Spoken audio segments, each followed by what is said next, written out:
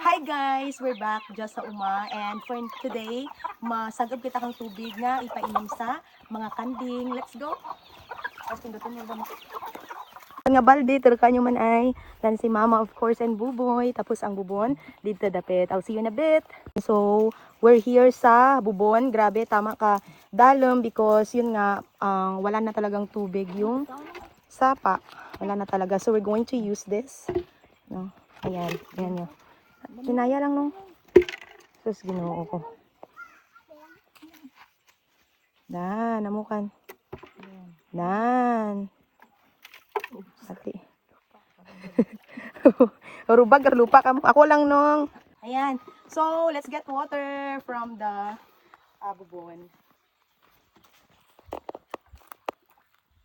Ayan. Okay. So, amuya ka budlay tubig.